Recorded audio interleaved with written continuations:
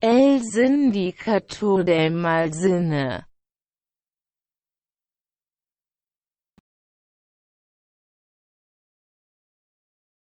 Otro mes, otra tanda de películas, ¿no? Así es. Y... Exacto.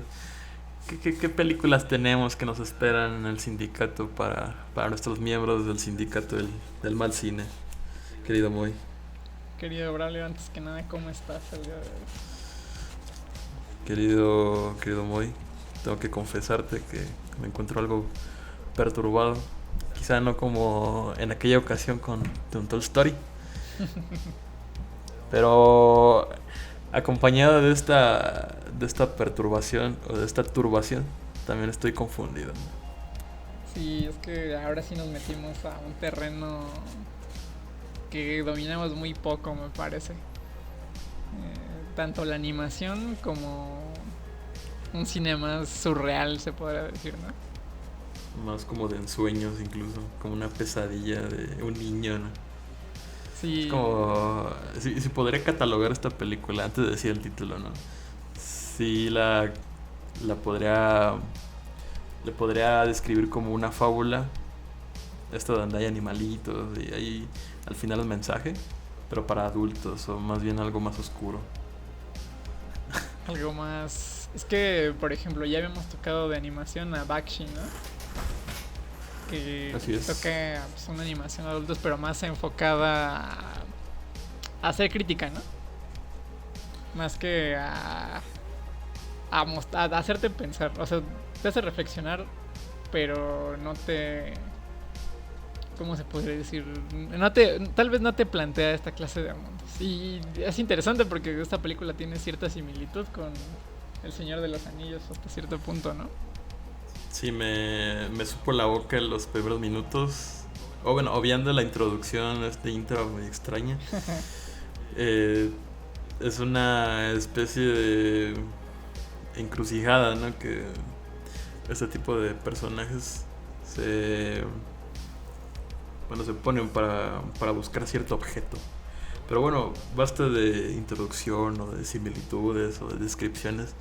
¿Cómo se llama esta película, querido Moy? La película de la que les vamos a hablar el día de hoy se llama Blood Tea and Red String, de Christian Segabaxke, o no sé cómo se pronuncia, pero así se apellida textualmente. Es una película del 2006. 2006 que empezó su rodaje no se podrá decir porque los datos que encontramos no son muy precisos. Algunos mencionan que la película se comenzó a grabar a 13 años antes de su estreno y otros que 6 años antes de su estreno. ¿Y por qué es que duran tanto? ¿O por qué es que se tomó tanto tiempo? Bueno, ya dimos un pequeño spoiler en la introducción, pero si no lo notó, hablamos de una película que está hecha en stop motion. Y un stop motion muy interesante, ¿no? No es a lo que estamos tan acostumbrados de ver como algo del estilo de Coraline o al estilo de Wes Anderson. Es algo más crudo, un poquito más, por decir hasta amateur, ¿no? Pero al final de cuentas una producción entre comillas mediana y Así muy es. interesante. Sí, aunque tenga esta similitud con la audiencia, ¿no? A la hora de hablar de animación. Ah, yo creo que el terreno de la animación, así como Bashki lo planteó en su momento, es un terreno o es un lugar en donde se presta mucho a la maleabilidad, ¿no? Y se presta mucho a eso debido a que, vaya, empiezas a crear todo desde cero. No tienes una localidad ya creada como para ir a buscar e ir a grabar, o ciertas personas que encuentres de actores o actrices e interpreten a los personajes, sino que tú les das forma. Entonces toda la historia que nos encontramos en Bloody and Red String es única, yo diría. Sí, Tiene ese sello, ¿no? De ver de esto, quién sabe cuándo lo vuelvas a ver, o medianamente ciertos elementos, quién sabe en qué momento los vayas a volver a apreciar. sí, justamente lo que tú dices, ¿no? O sea, estamos como muy acostumbrados a que también el stop motion sea y como muy a gran escala, ¿no? Como dije anteriormente, muchas películas que utilizan esta técnica pues son grandísimas, ¿no? O sea, desde Wallace y Gromit, que creo que Wallace y Gromit no tanto porque era una producción un poco más modesta, pero aún así es grande a comparación de lo que vamos a tocar el día de hoy. O el ejemplo más grande, comentábamos un poco antes de grabar, que está la película de Kubo, está la película de Coraline, y como que estamos muy acostumbrados también a que el stop motion sea como una obra demasiado detallista, ¿no? Cuando podemos encontrar en este tipo de género y en este tipo de animación más experimentación de la que creemos por parte de personas que tienen muchas ganas de crear y mucho menos presupuesto. Te ponía de ejemplo un video que habíamos visto los dos, que se llama Launch, de Jan Svankmajer, del 92, que si usted no lo ha visto, se lo recomendamos mucho. Si a usted le gusta mucho la animación, se dedica a experimentar mucho con esta técnica, además de que pues, es algo a lo que no estamos acostumbrados a ver, porque mezcla muchos elementos. Puede llegar a mezclar actores reales con stop motion, usar el stop motion acostumbrado de arcilla, al que todos hemos visto, usar props, etcétera. Probablemente lo haya visto en alguna de estas páginas de Facebook que se encuentra ahí lurkeando en internet. Quiero decir, así fue como lo topé, ese tipo de ejemplo que menciona Moy. Pero bueno, quiero decir, el caso de Bloody and Red String es uno que, además de ir como la experimentación que retrata este checo, como el que pone como ejemplo Moy, al mismo tiempo Bloody and Red String es este tipo de fábula que se va a ir tornando, vaya, un poco más carente de sentido por un lado, pero al mismo tiempo demasiados mensajes suficientemente fuertes como para que se queden grabados en tu cabeza. Obviamente no es una película para todo el mundo, pero yo creo que esa combinación de juntar estos elementos sumamente gráficos y al mismo tiempo esta carencia de sentido, como que hacen de Bloody como que eso, ¿no? La película. Sí, yo creo que muchos de esos simbolismos que te deja la película te hacen pensar bastante. Pero bueno, antes de empezar a hablar de lleno de eso, me gustaría que habláramos un poco de qué trata la película. Correcto. La película, dando una breve sinopsis sin dar ningún spoiler, tenemos dos Cierto. Continúa.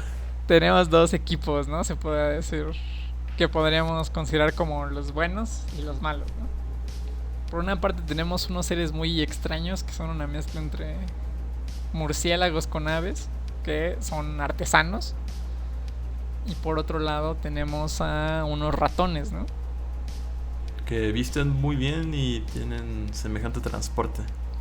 Básicamente tienen demasiado dinero, vaya. Ya, tienen una tortuga que jala una carroza que los transporta. Sí.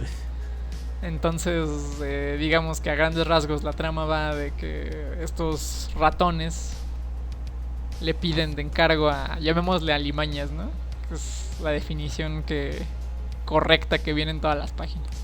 Le piden estas alimañas que les hagan una muñeca, ¿no? De una mujer a lo que las alimañas acceden.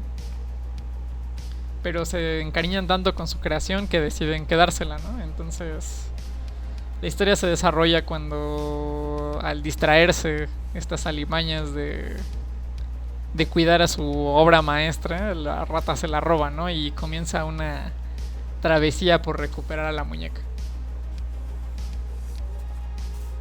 Así creo que hasta ese punto podríamos ubicar diferentes puntos, ¿no? Y similitudes con Bashki e incluso con esta analogía del viaje del héroe, en el sentido de recuperar cierta muñeca o este objeto perdido. Pero ¿qué es lo que sucede después? Porque sinceramente, ahorita con lo que acabas de explicar perfectamente, ya hay ciertos elementos que despiertan a la inquietud. Y despiertan a la inquietud por lo fuertes que son estos símbolos, ¿no? Antes de que se roben a la muñeca, lo que hacen estas alimañas para incluso mostrarle mayor respeto a la obra que vieron hacer, es crucificarla encima del árbol en donde viven. Efectivamente. Y vaya, la imagen presente de esta muñeca siendo crucificada hasta arriba de su hogar, acompañada de toda esta buena vibra, ¿no?, que se llega a sentir de la felicidad que evocan estas alimañas. E incluso sí, o sea, todo esto contrasta con diferentes cosas pequeñitas, como el rostro de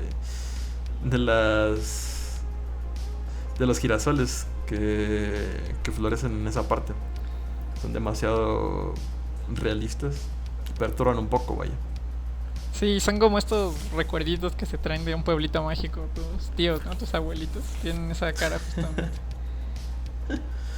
Y si usted no se imagina todavía como qué tipo de temática y qué colores tiene esta película, tal vez, no sé, a mí me recordó mucho las tonalidades que utilizaban los White Stripes en sus buenos tiempos. Digamos que la temática es muy simple, por lo que le conté de la película, que simplemente es una fábula. Pero como menciona aquí mi estimado Braulio, hay muchas cosas que al parecer son elementos muy sencillos, se podría decir, pero que en el momento de, ¿cómo se podrá decir?, de ver la película te repercuten mucho, ¿no? Y te dejan pensando en cuál es el significado de esto. El más notorio ya ha sido la crucifixión, que antes de que la crucificaran se encontraron un huevo, ¿no? Ah, claro. Se encuentran un huevo dentro de la... Bueno, se encuentran un huevo, ¿no? Y deciden colocarlo dentro de la muñeca como si fuera a dar a luz a ese huevo, ¿no? Y posterior a ello la crucifican, y inclusive tiene encima de su cabeza un símbolo, ¿no? Que es un sol. Así es. Para esto hay Entonces... otro... Sí. No, adelante. Para esto hay otro elemento que creo que resalta mucho, que es justamente algo que viene en el título de la película, que es el hilo rojo, ¿no? El hilo rojo sirve tanto para atorar a la muñeca, para aprisionarla, como para sanarla,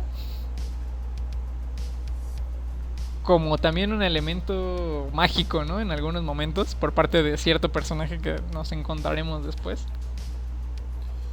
Sí, tiene incluso, ¿no? Porque, vaya, o sea, la manera en cómo la cosen e introducen el huevo como si fuese el centro de esta muñeca, lo hacen con este hilo rojo. Además, este hilo rojo pasa por agujeros que hacen y que pasan por sus manos. Que nos recuerdan a alguien, ¿no? ¿Quién sabe quién será? De nuevo, aquel histórico personaje que murió por nuestros pecados. Pero ahí lo tienes, ¿no? Ahí lo tienes presente. Y creo que esas imágenes así de sencillas logran como que moverte esta seguridad de, y no estoy viendo una película de niños, no. Sí, no, porque Es cualquier cosa. desde el principio no empieza como una película de niños. Definitivamente parece más una entrega de la saga Saw que otra cosa. Pero no sé, o sea, te da como, no sé, lo relaciono mucho con esta sensación que te dan las películas de Gaspar Noé de que estás en calma, pero hay momentos que te perturban muchísimo, ¿no? O sea, que ya sabes cuando todo se va a ir o para abajo o para arriba, ¿no? Y justamente yo creo que todo era muy bonito, ¿no? De la historia. O sea, la música era medio... la música es sublime, me parece. Uy, me encanta. Pero es que está muy buena. O sea, es muy... ¿Cómo se puede decir? Te controla muy bien los sentimientos y lo que quiere expresar la película, la música. Creo que es un elemento que complementa mucho las carencias técnicas que tiene la película. Pero bueno, retomando un poco a esto de los simbolismos. Inclusive, sabes que algo malo va a pasar porque las tonalidades de la película cambian, ¿no? La más predominante y la más obvia es el color rojo, ¿no? El color rojo y los tonos de noche. Pero casi todos el tono rojo es señal de maldad, se podría decir de alguna manera.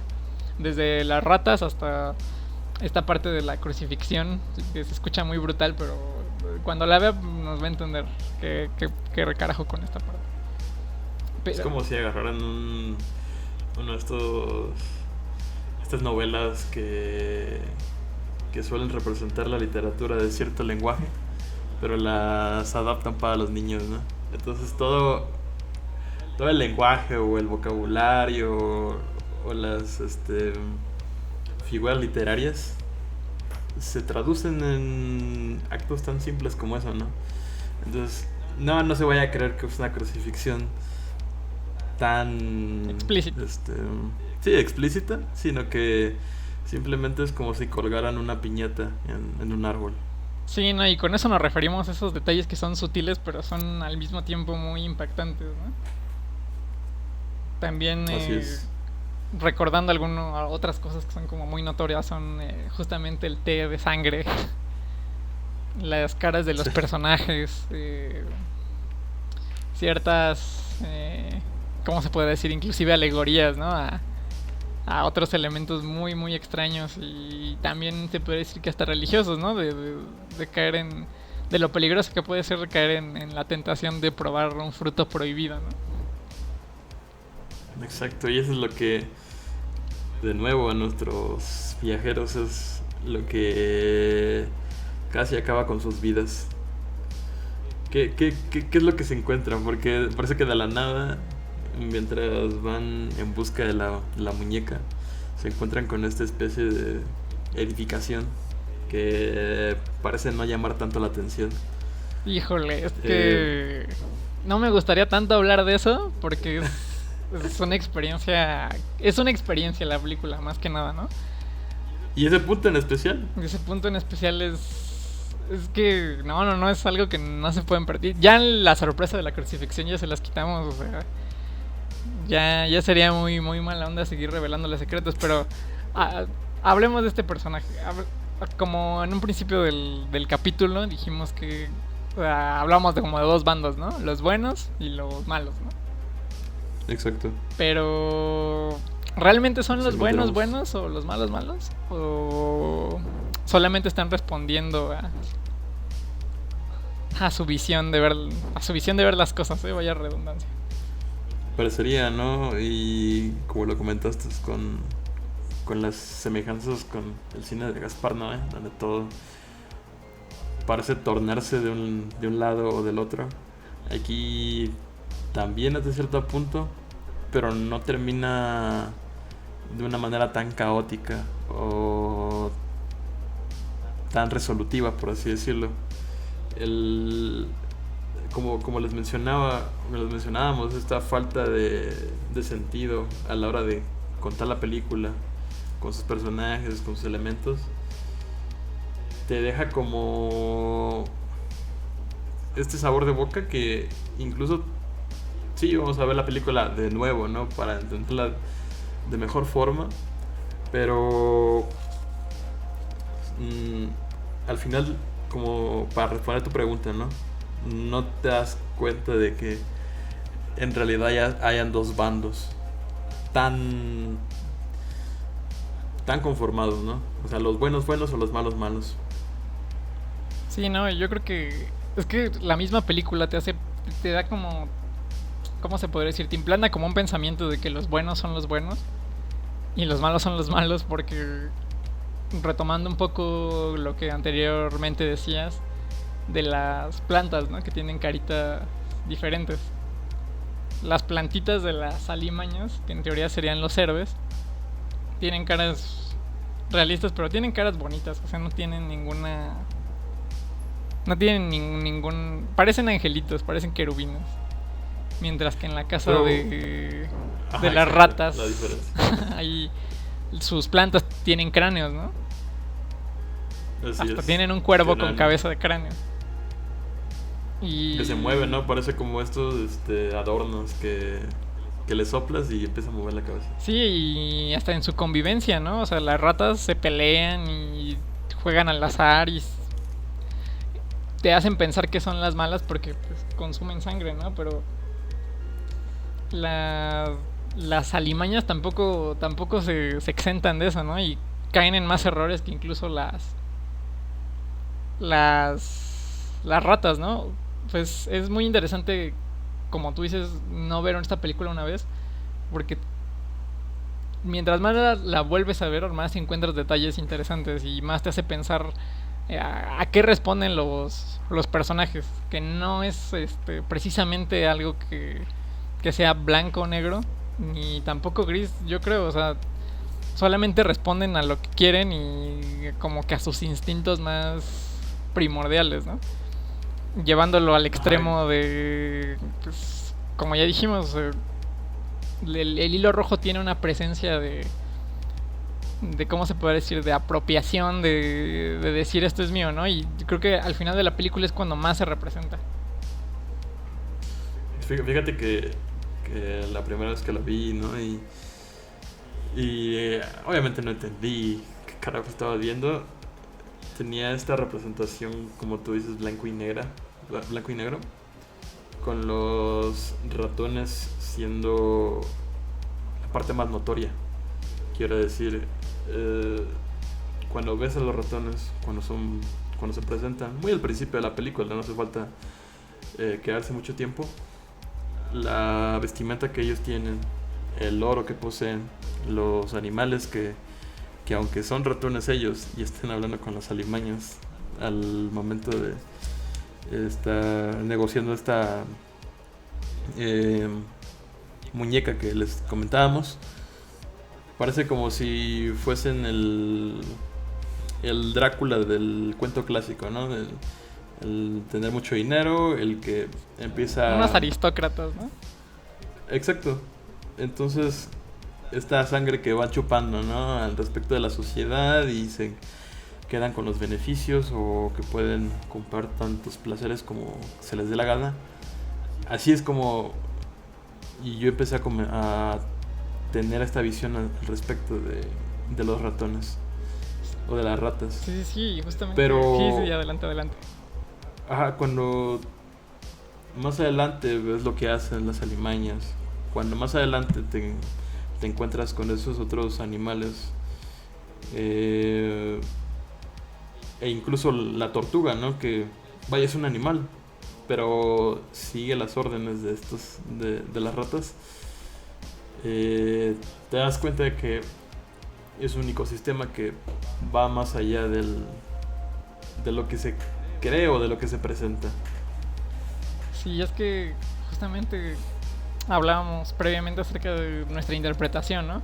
Bueno, previamente a la grabación hablábamos mucho de la interpretación de la película porque es muy sencilla, técnicamente hablando, y la historia en teoría es muy sencilla. Porque solamente es una aventura de ir a rescatar a alguien, ¿no? En teoría. En teoría. Pero existen tantos elementos que empiezan a destacar en la película, que inclusive te hacen pensar si los protagonistas son realmente bien intencionados, ¿no? Y justamente uno de esos temas que estaba tocando es que yo encontraba en este tipo de fábula una clara referencia a lo que es el egoísmo, ¿no? Puesto que desde un principio las ratas, a pesar de que sean como sean, ellas habían encargado un producto, ¿no?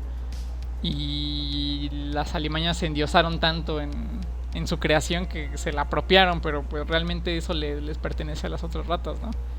Y las dos, ¿cómo se puede decir? Pues sí, las dos bandas en su obsesión se volvieron demasiado egoístas, ¿no? Cada uno de los personajes para mí representa una versión de eso, ¿no? Porque a final de cuentas, al final de la película se muestra que este personaje tiene como una decisión propia, ¿no? El elemento que querían rescatar se convierte en un ser independiente, por decirlo de alguna manera. Pero es el afán de ambos bandos de observarla como un objeto, de objetificarla, que el final se siente como extraño, ¿no? Vacío, tal vez. Como... iba a decir como si hubieras Evangelion, ¿no es cierto? ¿Cómo te atreves? Pero tiene que ver con lo que dices, ¿no? Porque suficiente tenemos con las motivaciones de ambos bandos por la muñeca. Y aunque cada bando decida tomar la decisión de ok, vamos a retenerla, y los ratones no, vamos a ir por ella, vamos a recuperar lo que es nuestro. Esta, no sé, llamémosle envidia incluso, ¿no? De tener ese objeto para ellos mismos.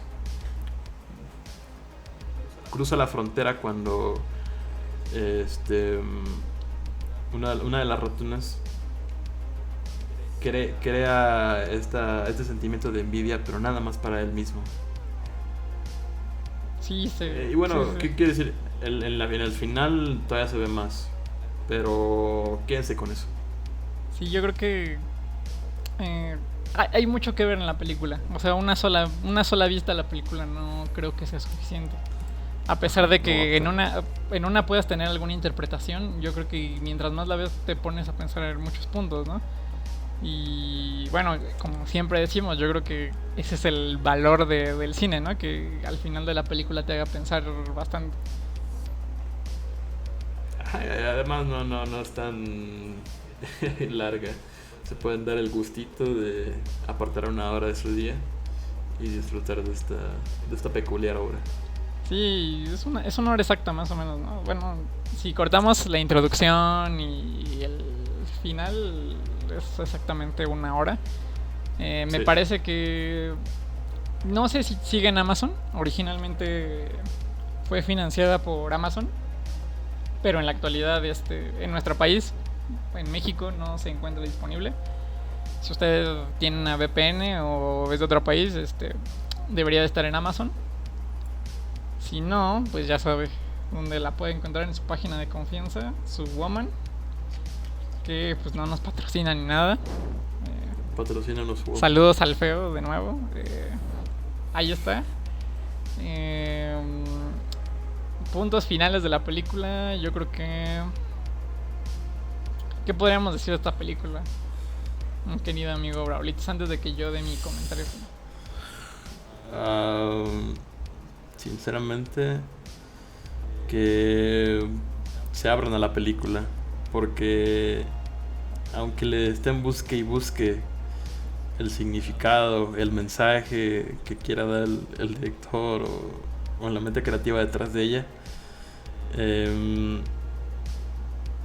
es como cualquier otra obra, ¿no?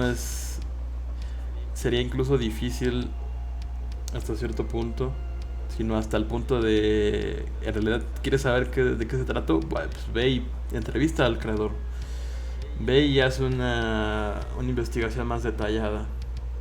Quiero decir, ahí me he encontrado como una pequeña búsqueda, ¿no? Así, demasiado pequeña y demasiado rápida sobre estudios que se hacen en otras universidades al respecto de esta obra. Digo, ¿en serio? O sea, hay tanto...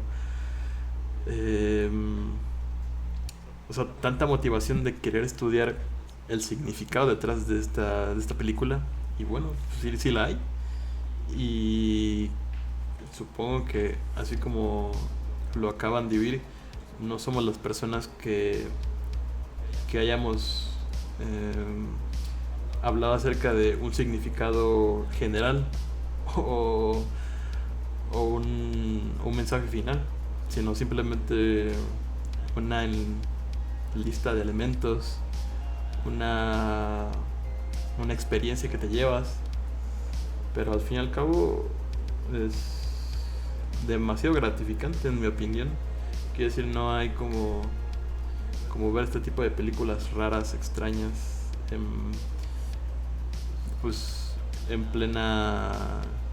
O sea, quiero decir, no son tan viejas. Esta película es del 2006. Que ya es viejo, ya tiene 14 años. ¿Lo puedes creer? Cállate. No quiero despegarme tanto de esa década, por favor. Efectivamente, pues sí, justamente como dices, ya para cerrar, yo creo que el valor que tiene, y yo creo que se puede estudiar desde muchos puntos de vista, ¿no? Desde el uso técnico, que repito, me parece maravilloso como, a pesar de que tardó muchísimo y a pesar de que tiene muchas carencias, es una experiencia audiovisual que se complementa muy bien entre sí, ¿no? Que es tanto audio como video, como el uso de colores, como las marionetas haciendo ciertas expresiones. Es demasiado... lo que yo te decía antes de grabar era que había tantos detalles, pero al mismo tiempo esos detalles eran tan ambiguos que justamente daban a la interpretación de muchas cosas, ¿no? Desde pensar que puede ser como una alegoría religiosa, o que tiene que ver más con una fábula, como yo decía, del egoísmo, o que los colores significan otra cosa, o que, en fin, se le puede dar interpretaciones diversas y vastas y nunca acabaríamos de hablar de ella por lo mismo de la ambigüedad, ¿no? Y si alguien quiere una explicación, pues yo creo que ni la misma guionista y directora te la podría dar, ¿no? Yo creo que la magia de la película está en no revelarte el trucazo, ¿no? Y porque muchas veces ni siquiera tienen sentido las películas y aún así dan muchísimo de qué hablar, ¿no? Esta sí tiene más sentido, no me refiero a que sea un vaivén de ideas al azar, pero sí, o sea, es interesantísima, y yo creo que para entrarle al stop motion ya de una manera más, ¿cómo se puede decir? Como ya más intensita, como ya más experimental, es una opción magnífica, solamente que sí, no verla con niños. Porque, mucho cuidado. O sea, a pesar de que la temática no es tan fuerte, yo creo que no es nada adecuada. No hay nada explícito. Como dijimos, lo de la crucifixión no es tampoco tan explícito, pero no lo recomendaría porque hay escenas que no van acorde a la mentalidad de un niño, ¿no? Y yo creo que no sería adecuado, a pesar de que la trama no es fuerte. Así es, correcto. Quiero decir, quizá cuando ves este tipo de películas, ¿no?, que ves en tu infancia y ves estos mensajes que le encuentras doble sentido, y ok, ya después de, no sé, 10 años, 12 años, le encuentras el sentido original. Aquí el sentido original está presente desde un principio, y además los elementos que lo acompañan no son para nada placenteros de observar, ¿no? Para un niño no. Sí, para un niño porque no. Sí, o sea, si tú te avientas a ver la película, sí está muy padre. O sea, se ve muy bien, a excepción de algunas cosas que tienen ahí sus fallitos, pero pues es stop motion y no es una mega producción Entonces, se toleran y se disfrutan incluso esos errores. Así es. Entonces ahí lo tienen, queridos miembros del sindicato. Otra película más para disfrutar en compañía de, no de los más pequeños, pero sí de las personas que disfrutan de este buen cine. De tu esquizofrenia. Buen cine. Claro, ¿por qué no? Aquí no se discrimina de ningún modo. A nadie. A nadie, por supuesto. ¿Algo que quieras agregar, amigo mío? Nada más que agradecerlos que sigan escuchando cada uno de nuestros capítulos. Espero que les haya gustado el episodio pasado con el especial. Muy importante. Vayan a escucharlo si no lo han escuchado.